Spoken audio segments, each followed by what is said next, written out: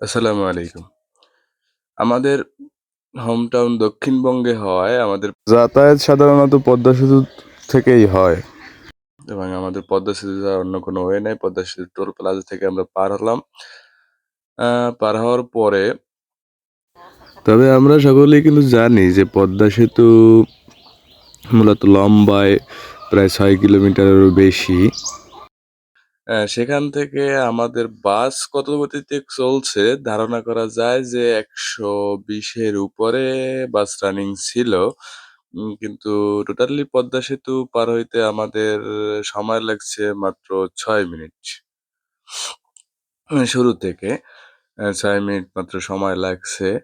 কিন্তু পদ্মা সেতুতে আগে যখন পদ্মা সেতু ছিল না, তখন আমরা আগে যখন ঢাকায় যাইতাম মাওয়া ঘাটে, আমরা সকালে রওনা দিলে সন্ধ্যায় ঢাকায় পৌঁছাতাম সন্ধ্যার পরে।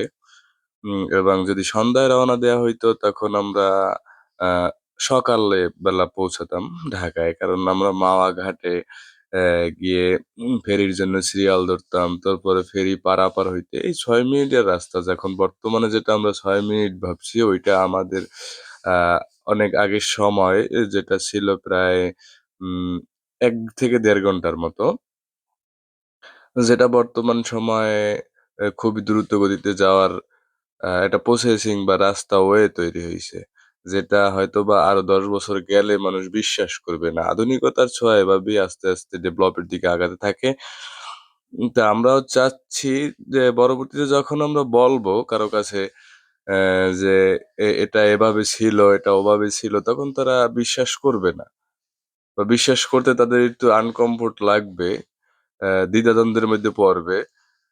তেমনি আগামী ভবিষ্যৎ প্রজন্মে টেকনোলজি এমনভাবে অগ্রসর হইতেছে যেটা হয়তোবা আমাদের সময় যেটা ছিল তাদের সময় সেটা অবিশ্বাস্যজনক হবে। ১০ বছর পরে হোক, ২০ বছর পরে হোক এভাবে তো আসবে।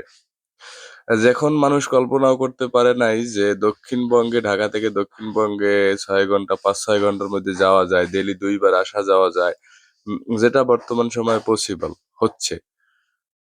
ভবিষ্যতেও আরো আ আপডেট কিছু হবে যাতে এর থেকেও কম সময়ে যাতায়াত করা যায়। যাই হোক আমরা পদ্মা সেতুতে উঠলাম। আ পদ্মা সেতুর আগে যে ভিউটা ছিল যে নদীতে তো কাঠ-টাঠ লাগতো, ফেরি চলাচলের জন্য নদী ছিল। এখন তো সব নদী ভরে গেছে একবারই বলা যায়।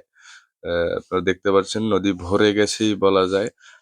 সো পদ্মা সেতুটা আমাদের জন্য দক্ষিণবঙ্গের জন্য অনেক খুবই গুরুত্বপূর্ণ ভূমিকা পালন করে। যেটা হয়তোবা আগে ছিল না কিন্তু বর্তমানে খুবই গুরুত্বপূর্ণ ভূমিকা পালন করে। আরো রেল যোগাযোগ ব্যবস্থাটা যদি আরো পরবর্তীতে চালু হয় তাইলে আশা করতেছি যে দক্ষিণবঙ্গের দিকে আমাদের বাণিজ্যিক ব্যবস্থা বলেন, অন্যান্য যত ব্যবস্থা আছে বাণিজ্যিক থেকে শুরু করে আম যাতায়াত ব্যবস্থা, ট্রান্সপোর্ট, এক্সপোর্ট, ইম্পোর্ট এর মালামাল নেয়া আনা এসব বিষয়ে আরো আমি মনে করি ওই অগ্রগতির দিকে যাবে। যেটা আমাদের জন্য এক কথায় বলতে গেলে অনেকই সুবিধাজনক আরকি। এবং আমাদের দক্ষিণবঙ্গে এখনো কিছু জায়গা রয়েছে জেলার উপজেলা বলা যায়। জেলার মধ্যেও কিছু জায়গা রয়েছে যেগুলো এখনো অনলেনের রাস্তা রয়েছে। এগুলা যদি আস্তে, আস্তে উন্নত হয়ে 2 লেন ফুললি 2 লেনের একটা রাস্তা তৈরি হয় তখন আরো আ যাতায়াতের জন্য জাতির জন্য জনগণের জন্য সুবিধা হবে। যেটা এখন পর্যন্ত হচ্ছে না।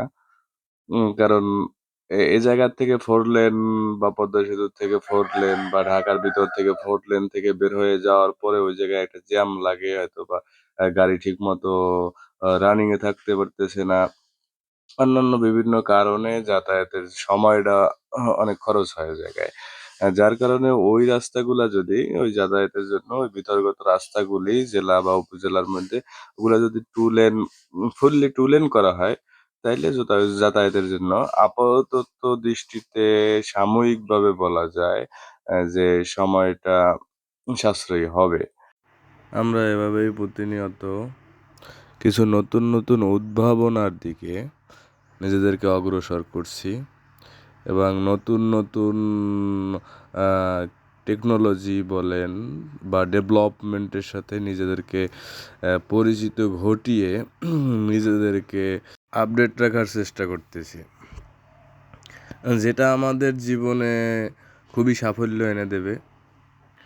যে সাফল্য আমাদের জীবনকে সামনের দিকে অগ্রসর করতে সাহায্য করবে, এবং আধুনিক বিজ্ঞান ও প্রযুক্তির সাথে নিজেদেরকে মানিয়ে নিতে সহযোগিতা করবে, যেটা আমাদের সকলেরই কাম্য।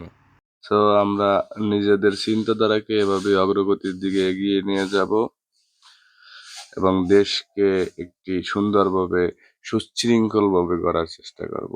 আমরা যদি নাগরিক হিসাবে দেশের চিন্তা না করি, তাহলে দেশের শৃঙ্খলা শান্তি বজায় থাকবে না।